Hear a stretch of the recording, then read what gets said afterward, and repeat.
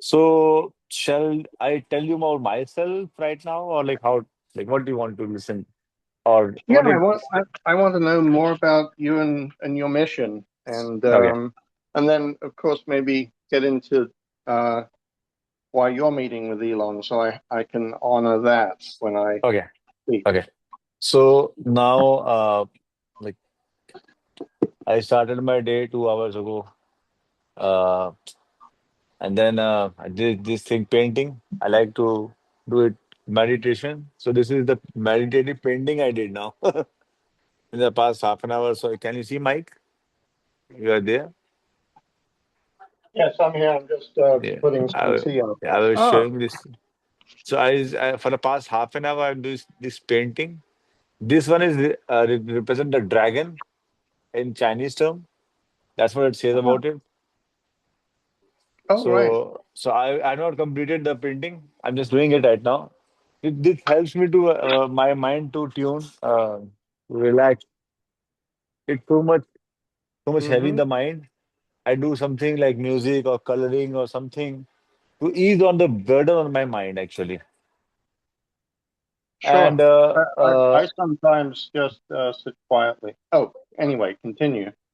uh, so these 15 minutes are maybe mine. I will tell you about myself. I have only 10 minutes left now. So I do some activities. I go for drive a lot in the nature. I spend time too much time in the nature, like listening to birds, animals. Like yesterday, the dog thing which happened with me. So I don't know how. Maybe that dog Rocky. It sensed something inside me. I don't know what exactly, but he was so much emotionally attached with me. I will show you the videos once I make it. I will make a short film about it because that deserves to be a short film. That was a very rememberable experience which God gave me, where God sent me a dog in the form of a protector to safeguard me from other dogs or anything harm for me. And that Rocky just met me yesterday in the morning and he spent 3 4 hours with me. He was not going back even in the hotel. I had to take him back to his owner. So that was like something I never like that was too much close. Someone getting so much close without even knowing me. That was like I don't know like what is happening right now. So that is a small thing which happened yesterday. And I give you my channel, YouTube channel details. It's called Life Explore. My YouTube channel. You can see lots of animal videos, lots of music things I play in the morning. That channel sometimes upload those videos. You can know me more as a person if you go to my channel. I did not create a channel to get lots of subscriber or make money out of it. Just like simple random thoughts. I share sometimes photography, sometimes videos, sometimes music, whatever I think. I just share the channel. And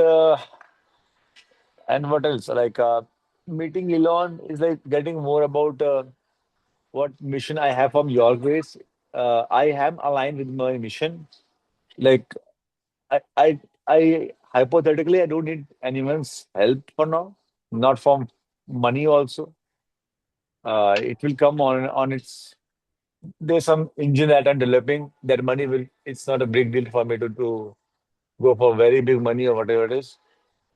Meeting Elon is like more about getting to know each other.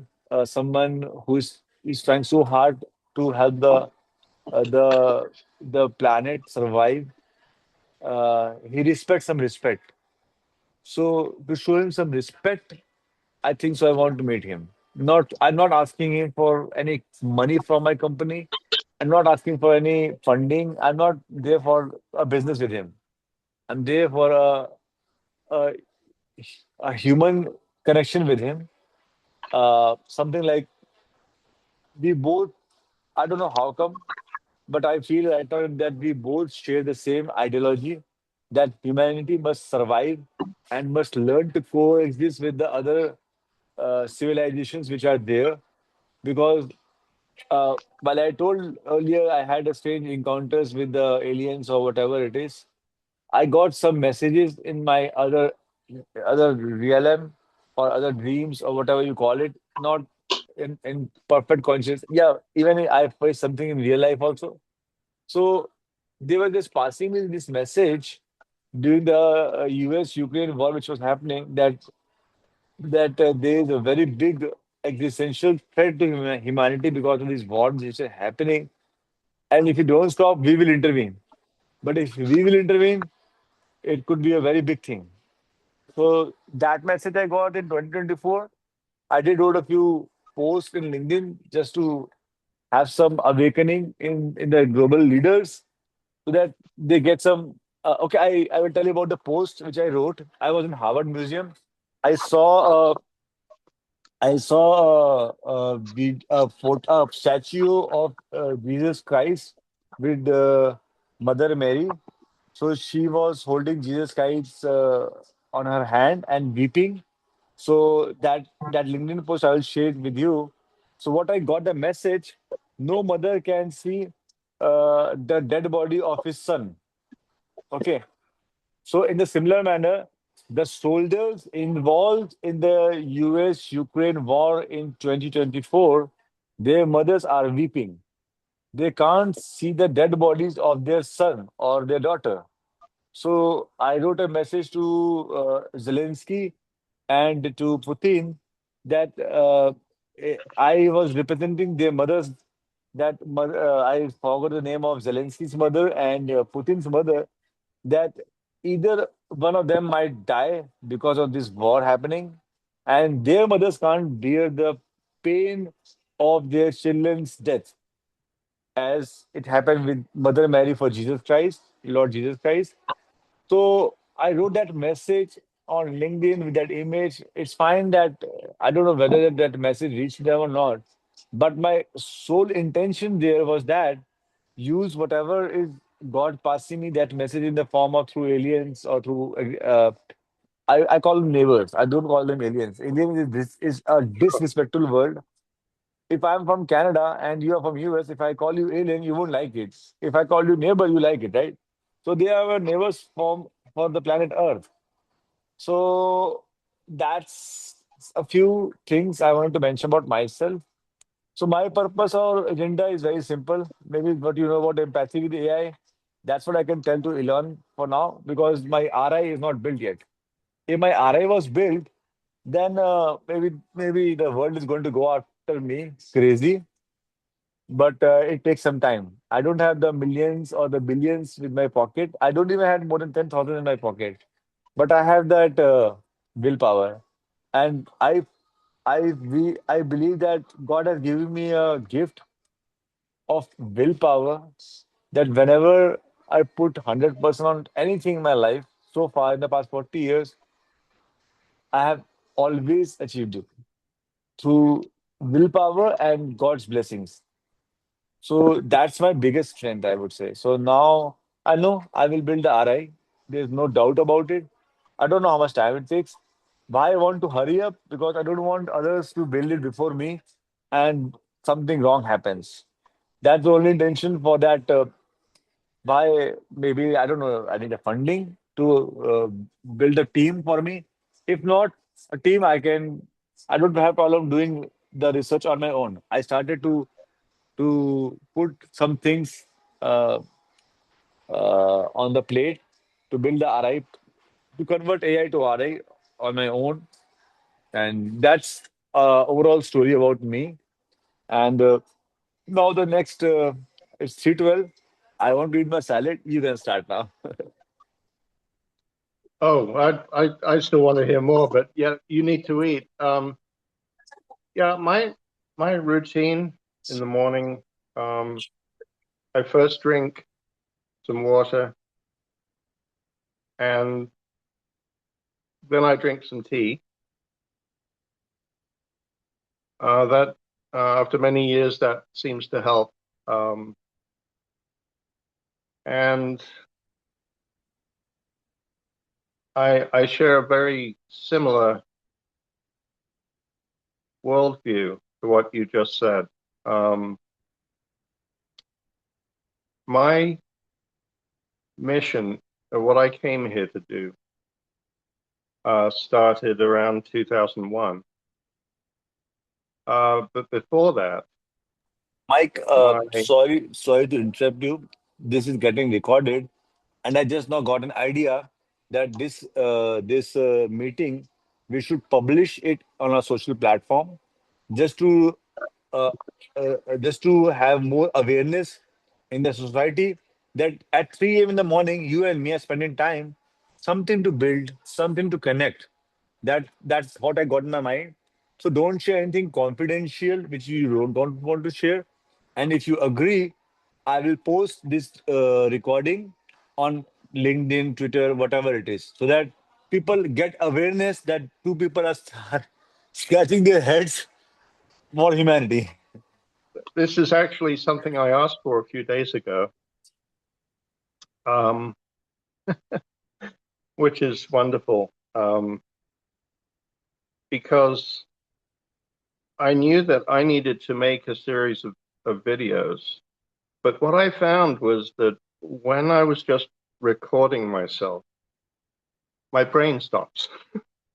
If I'm talking to someone, I'm engaged, and then I can spill the beans. Um, but I also find when I'm in a conversation that the more I let go, the more the truth comes out. So there's an awareness that it's that let go, let God. You understand? Let, let I want to add flavor to it. Isn't it the same thing that I gave you the example? I will repeat the example I give many times. I'm writing a programming code in C language. It starts like this: main, a bracket, and then int, A, B, C, D. Then I say int result. Then I write a formula: result equal to A plus B minus C plus D divided by E into X or whatever it is. Okay. Now, in this formula, A is adding some value, B is Mhm. subtracting some value, C might be multiplying it many times, 10 folds, and D might be dividing it by 5 times. So A, B, C, D, when the programmer is writing the code, they don't have any choice of their own, but Right. they have to play a role in the formula. A might play the role of a good person, B might play the role of a bad person, and so on and so forth. Sure. So now, what my personal uh, feeling is that this world is like a playground, and for that playground to run, we need good people, bad people, this people, that people. Because Mhm. if everything is like still, everything is like 100% perfect, and what was the purpose? What was the Yeah, purpose of creating the of world? course. I'm thinking like a creator. Why the creator created this universe? Yeah. That could be one of the reasons. And that's why we all are here. So we are not supposed to question what's happening around us. We are not the creator. The creator has created the stadium. We are the players. The creator has created the music instruments. We are the instrument, and he's playing the instrument. So that's what Hmm. I feel. I agree with your philosophy. Let go. So I come across thousands emotions in the morning, in the evening, throughout the day. So I just live the moment and let go. Whatever is happening, I'm not doing it. It's God doing through us, and just He's enjoying His creation. So yeah, you can continue. Thank you. Yeah, I agree. It's like you could compare it to a video game where, or a play on a stage where you're two things at once. You are living your life in the moment, and then there's another part of you that already knows the play, and that's your connection to source, to God. So the more you let go, the more that information comes through. You can look at it from a religious point of view with whatever the flavor of religion that you believe is, or you can look at it from a scientific point of view because there's no difference. And We could talk about that for a while because that's one of the challenges of the game. I believe the same thing that we're giving good and evil is simply a dimension of choice. It's a construct. It gives you a sense of direction or challenge for the game. So you can choose to be an evil NPC, a Hitler type, or you can choose to be a Gandhi. No, no, no. Um, That's the problem. That's the problem. Sorry to interrupt. We can't choose. Actually, He if decides what role we if have to you'll play. no, if you'll hear me out, um, there's a very good there's some very good examples of this. Are you familiar with the Ho'oponopono prayer? No. Look it up. It's interesting. It's the same kind of thing. It's What it is Ho'oponopono. called? How Ho, do you, Ho, uh, Oponopono. Okay. okay. So Okay. if you look at our reality like a tree, you can play the role of the cell on the leaf. That's say us, like being a cell on the hand of God, right? Hmm. Your cell has a role to play. Hmm. And so an evil man, as a funny example, might be a cell as part of your sphincter. And a good person might be playing a role of a tongue. So these are just, I find that analogies to be very powerful. But Hmm. to continue the overall thought, um, we can do two things. We can either talk in a way where we go back and forth, or we can have times where I'm explaining my mission and you're explaining yours, and then we can relate at points in Yeah. that. But Agreed. my mission actually started um, in 2001. Actually, a little before that. And during that time, I had to reinvent my life from scratch. And before that, I'd done quite a few things. Been heavily involved in aviation and robotics and construction and disaster recovery, different fields. So when you talked about programming C++, I knew exactly what you meant because the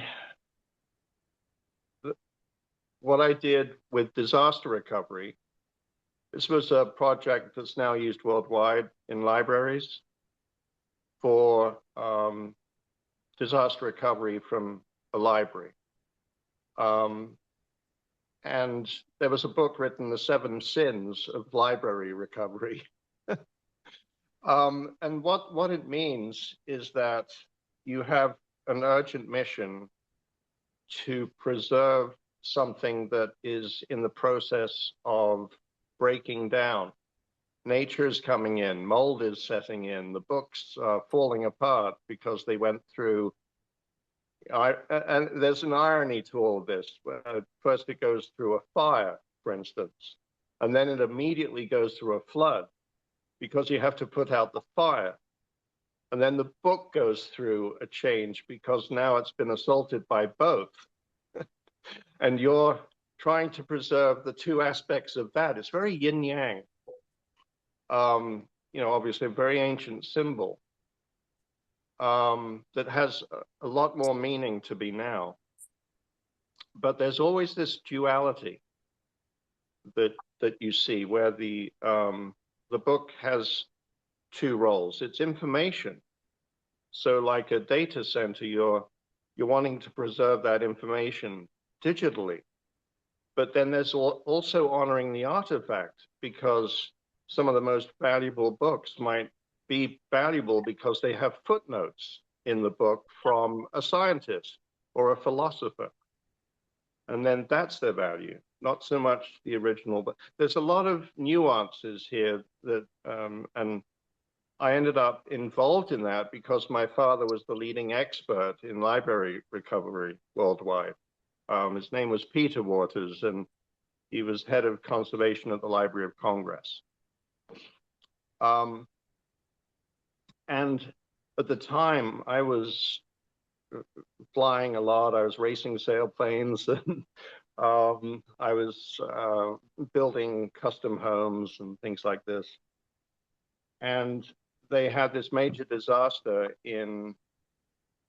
at the time, the Academy of Sciences Library in Leningrad, St. Petersburg. And he was called over to help them with the recovery. And that's what started my foray into robotics. Because they had a problem, I rather arrogantly said, well, I can fix that. I'd never designed robotics in my life. But what I did know is that everything I'd ever set out to do, like you, I would accomplish. If I set my mind to something, it would happen. That was my history. And yes, we actually did solve the problem. And it came down to the example you just gave about programming, where if you're trying to preserve books and you're creating a microclimate for those books, and you don't have enough shelf space to create that microclimate for those books, and those books have splayed out now, they've opened up like this because they're full of water, and now you're trying to deal with this horrible situation, and the material is incredibly valuable as an artifact and as information. It ends up being a wonderful philosophy on life itself and on the human condition. How people behave in disasters. That's why there was a book, The 7 Deadly Sins of Library Recovery. Because all these worst traits of humanity tend to come out even in these kinds of situations, as well as the best traits of humanity. Yeah, in Russia, for instance, there was no question. The public came to help, and people were literally taking these incredibly valuable books home to dry them out. Now, in the US, it's a different culture. You would never do that because people would come in, they'd grab the artifacts, and they'd steal them. It's a different culture, and they have a different respect for our heritage and our culture. All these are just I don't observations. I So don't back agree to totally my, 100%. sorry, what? I don't agree 100% that in the US culture people will Can we, steal. I would ask you one thing. Hmm. There's a tendency for you to interject to say that you Yeah, don't agree, yeah. Sorry, okay? sorry. Yeah. And sometimes you may not know that you're actually not disagreeing, because I may actually Mm, be saying what you think you're disagreeing with. I've noticed this mm, pattern because it's a good thing, because it then allows me to explain in a way that you actually do agree with, and that's a good thing.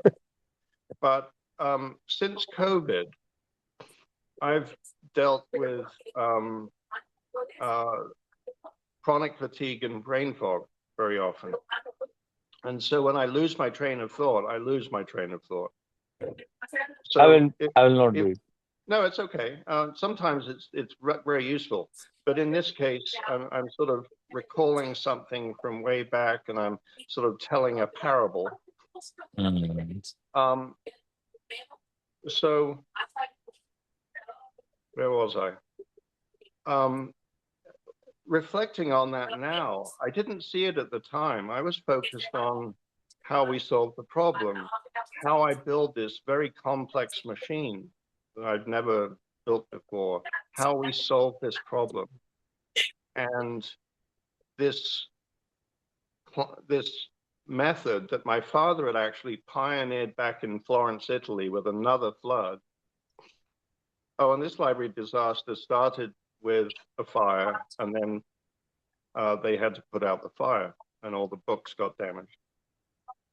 So I realize now, looking back, a lot of this is reflection from our conversation now.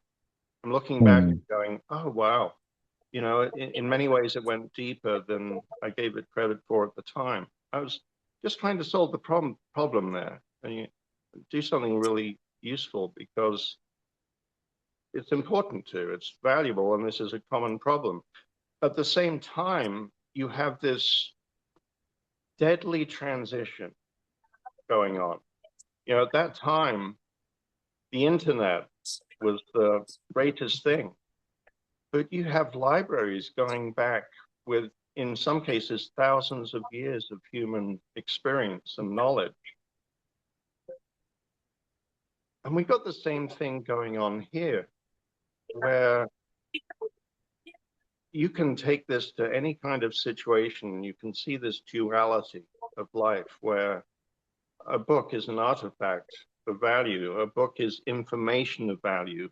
And sometimes those two things conflict because the practice of transferring from library knowledge, and this is absolutely central to the growth of data centers now, that transfer from library knowledge to digital knowledge, the common practice is to destroy the artifact.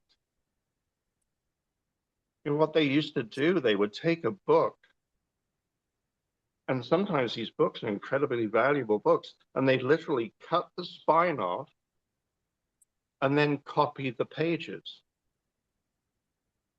in a copier, which would then, a digital copier, so they would then have the information digitally. You know, it's more primitive technology back then. And of course, in a sense, it feels like a crime to do that, because now that artifact is gone. And one of the tragedies that they were learning is back then they were putting it into microfiche and preserving it in different ways. And they found that the medium that you were now preserving it in was actually not permanent.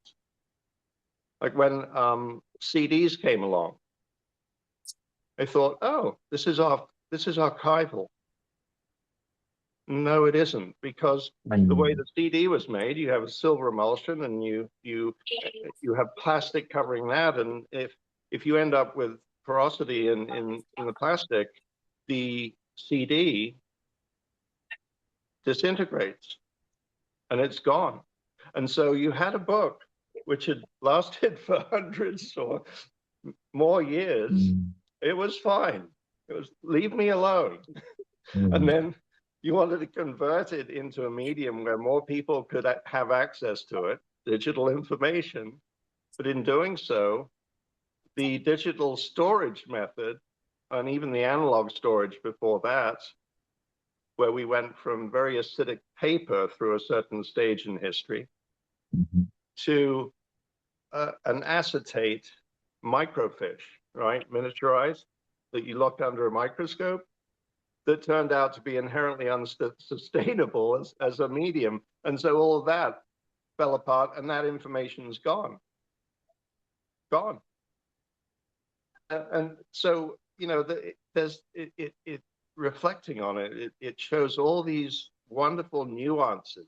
And music is the same way. You can talk about a sound as a frequency, but the nuance of that sound, what is the difference between the same note? And one is a Tibetan gong that was tuned so that it created a certain mandala in a plate of sand, you know, somatics, or a Stradivarius playing the same note it's the same frequency, it's the same note, but vastly different nuances, like the junk Mm. DNA in our DNA sequence, right? Yeah. So life has all these nuances to it. And they can become very complex, but the rules behind them are very simple. So anyway, just an observation reflecting about that time and what led to my mission in life. Yeah. And, since we're having a series of conversations and we're meandering a little bit, where that led to was everything in my life fell apart. One of my best friends was killed in an experimental aircraft crash, and things just fell apart in relationships with this very close sailplane racing community, and my marriage, and this perfect life I had. I had an aircraft in my basement and a runway in my backyard, and I could fly whenever I wanted to. I had an ultralight and a sailplane and all these other toys, and I was bored. I was bored. It was so easy. My commute was walking downstairs, but I was Mm. bored. And then when everything fell apart, I had to reinvent everything from scratch. I was now living down in Florida and in a fifth wheel at Mm. a hang glider park. I hadn't done hang gliding in decades. But at that time, what happened was uh, I started smoking pot. Mm. And that again is kind of a yin yang. There's a good side to it and a bad side to it. And so during that period, good things happened and bad things happened. And that drug, I became hyper creative.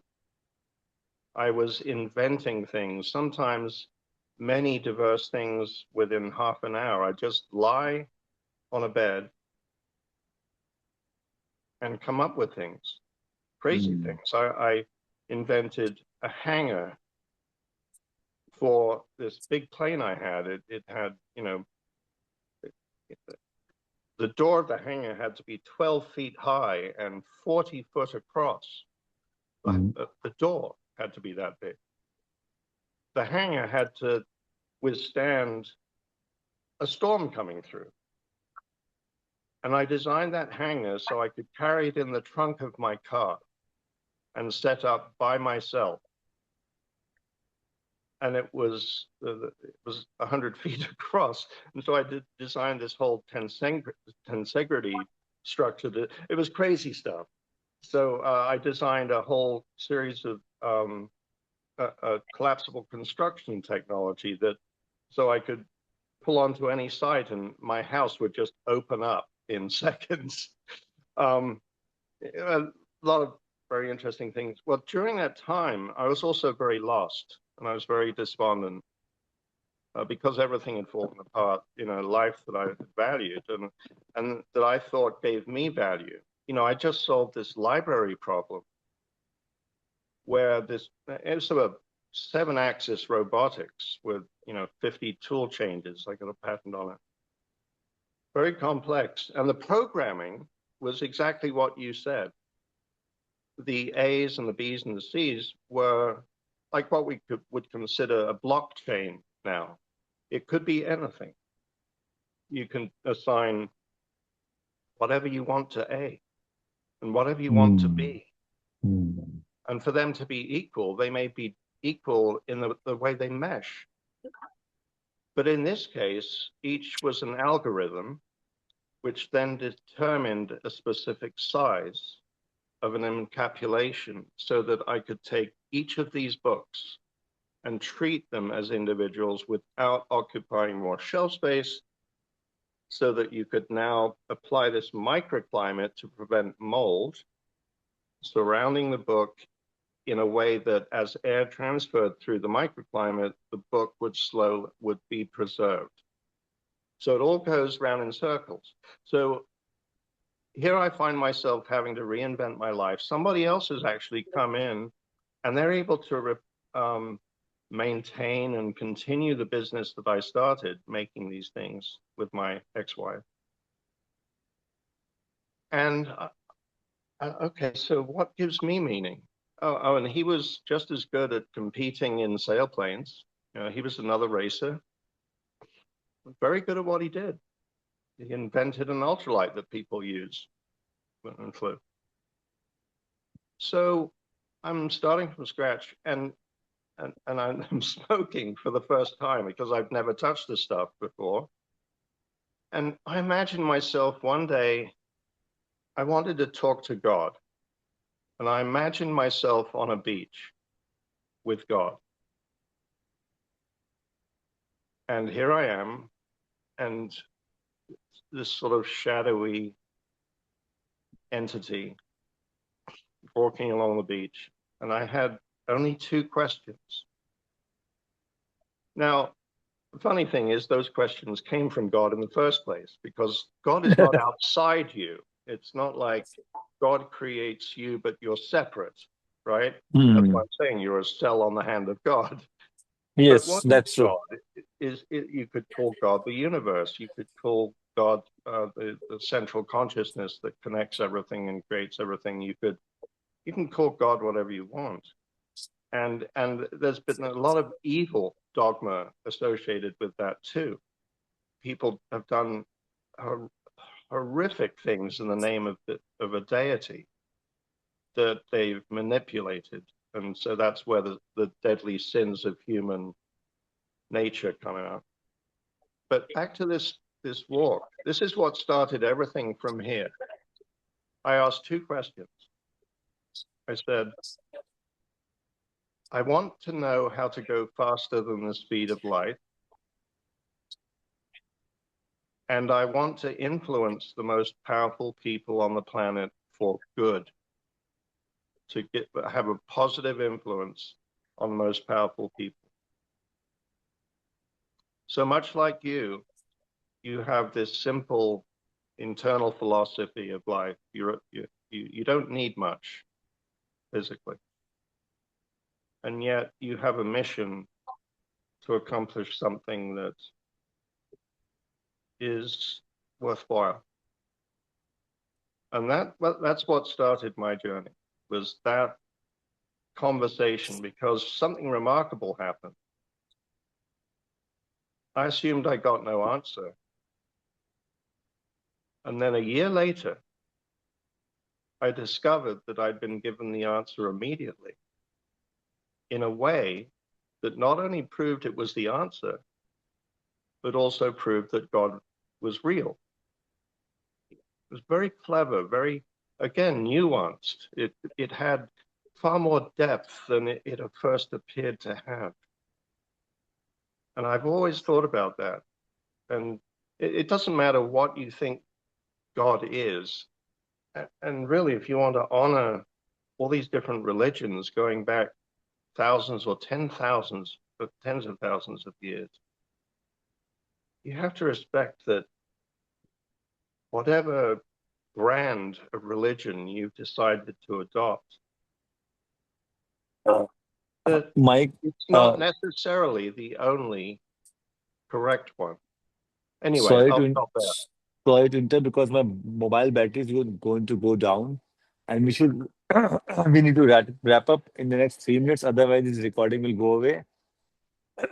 Next time, I will bring it 100% charged on the proper laptop setting, because we're just starting these conversations. So this is the beginning of a podcast series, I would say. I think, I don't know. We thought we'll discuss internally, but if you agree, it could be a podcast series on a daily basis. We can post it somewhere, and let's see how it goes. Yeah, we can interview each other and Yeah, yeah, and, yeah, and pull out our depth yeah. and our stories and our. Yeah. And And this, if you would like, we can end this one and start another one if you like, because yeah, there's value here, especially if we're going to be meeting with Elon in a few days. yeah. We should not be disclosing this on the podcast. Oh, yeah. Well, you can always cut that off, Okay, right? sure. Yeah, yeah. Uh, so let me save it. I don't want the recording to go away. I'm stopping it here for now, and then let me charge my mobile. I had to. Then I would say, let's. I will. Let's wrap it up. We'll talk later then. Thank you very much Okay. for the time today, and have a wonderful day. Bye bye. Take care. You too.